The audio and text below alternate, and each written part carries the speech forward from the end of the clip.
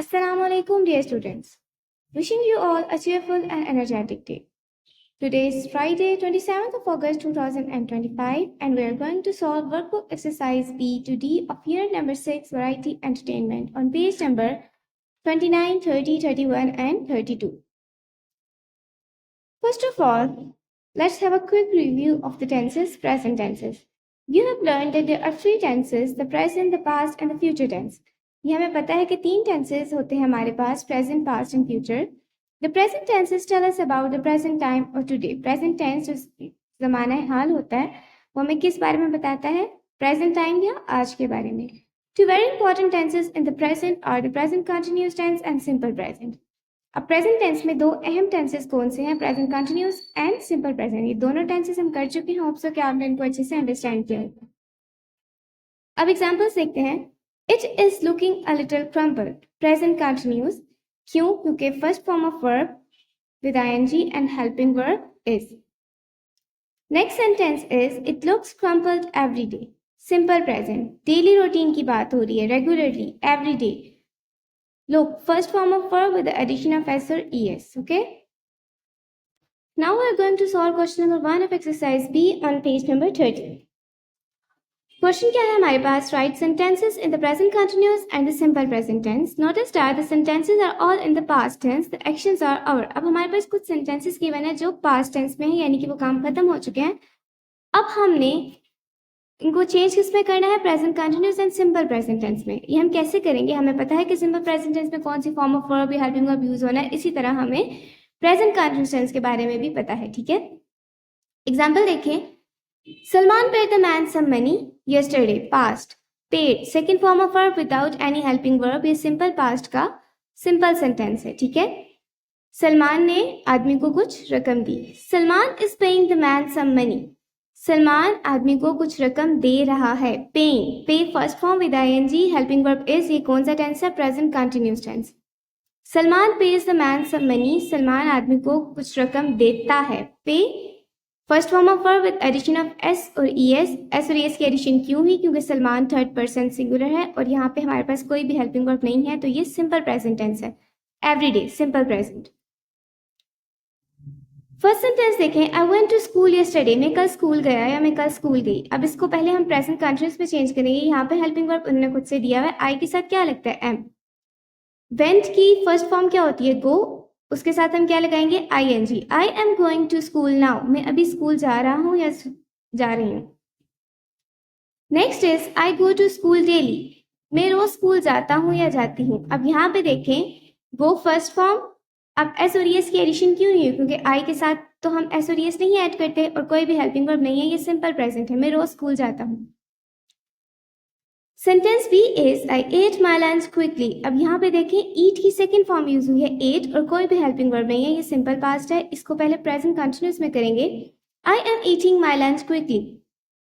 आई के साथ कौन सा हेल्पिंग वर्ब यूज होता है प्रेजेंट कंटिन्यूस में? Am. Eat first form with I N G. Simple present में चेंज करेंगे. I eat my lunch quickly. यहाँ पे डिफरेंस क्या है? एट की जगह ईट आ गया. हेल्पिंग वर्ब दोनों में ही यूज नहीं होता. Next sentence is my mother cook the dinner. यहाँ पे सेकंड फॉर्म ऑफ वर्ब है without any helping verb. Present continuous में चेंज करेंगे. My mother is cooking the dinner. First form of verb with ING and helping verb is. My mother cooks the dinner. Cook first form. S की addition क्यों हुई? क्योंकि mother third person singular है. I did my work carefully. Did do की second form है, करना. ठीक है, I am doing my work carefully. First form of verb with ING, helping verb am, क्योंकि सब्जेक्ट में हमारे पास आई है. सिंपल प्रेजेंट में चेंज करेंगे. I do my work carefully. First form of verb without any helping verb, simple present tense. Next we have exercise C and it is about preposition when. So what are prepositions? Prepositions tell us where or when things happen or where they are going. For example, under, on, where, after, until, when, into, along, where they are going, etc.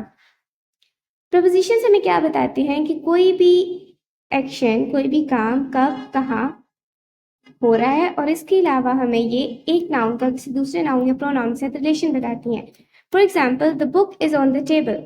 Book और table दोनों noun है. इनके बीच का relation हमें किससे पता चला? On. On क्या है? प्रपोजिशन. बुक कहाँ पर है? टेबल के ऊपर, ठीक है।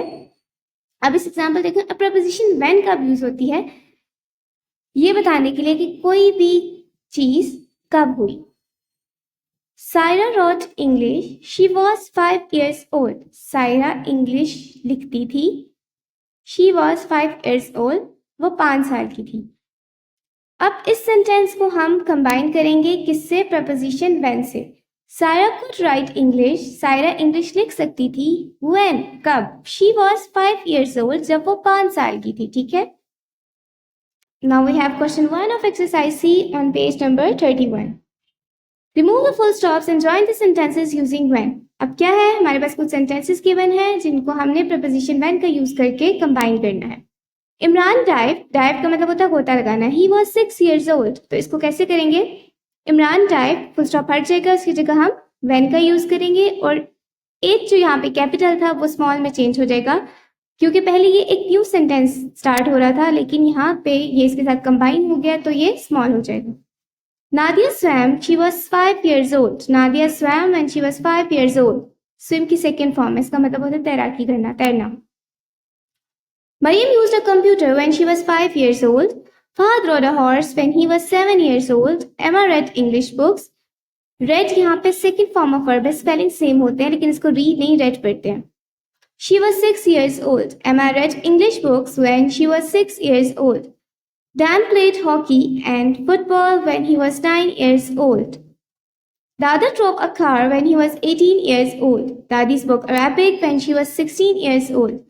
हर सेंटेंस में आपने क्या करना है, फुल स्टॉप की जगह व्हेन लगाना है और नेक्स्ट सेंटेंस का जो फर्स्ट अल्फाबेट कैपिटल था उसको स्मॉल में चेंज करते जाना है। एक्सरसाइज डी क्या है, answer the questions given on the next page using the clues given in the box. अब इस पिक्चर से रिलेटेड कुछ क्वेश्चंस हमारे पास गिवन है, इससे पहले हम इस पिक्चर को अंडरस्टैंड करेंगे।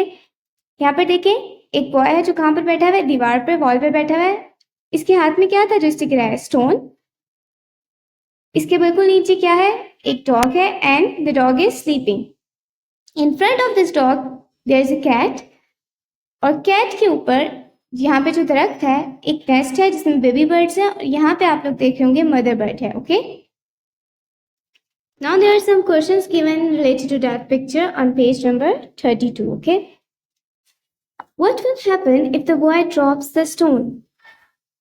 Will, simple future, drops, simple present. What will happen? क्या होगा? If the boy, अगर लड़का drops a stone, पत्थर गिराता है। यहाँ पे हमारे पास बॉक्स में हिंट गिवन है wake up.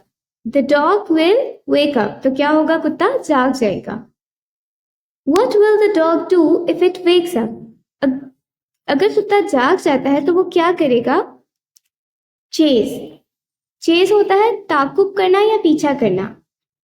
डॉग किसका ताकुब करेगा? डेफिनेटली कैट का। If the dog wakes up, अगर कुत्ता जाग जाता है, it will chase the cat, तो वो बिल्ली का पीछा करेगा। Where will the cat go if the dog chases it? अगर कुत्ता बिल्ली का पीछा करता है तो वो कहाँ जाएगी? Climb the tree, दरख्त पर चढ़ जाएगी। The cat will climb the tree. What will happen if the cat climbs the tree? अगर बिल्ली दरख्त पर चढ़ती है तो क्या होगा? Fly away. कौन उड़ जाएगा? The mother bird will fly away. जो मदर बर्ड है वो उड़ जाएगी, क्योंकि बेबी बर्ड्स तो अभी छोटे हैं, वो उड़ नहीं सकते। What will happen if the mother bird flies away? अगर मदर बर्ड उड़ जाती है तो क्या होगा? If the mother bird flies away, अगर मदर बर्ड उड़ती है, the babies will get no dinner, तो जो बेबी बर्ड्स हैं उनको खाना नहीं मिलेगा। So students, your task is to understand and revise the tenses and complete your workbook exercises so that you can be ready for the next lecture. Goodbye for now. See you next time.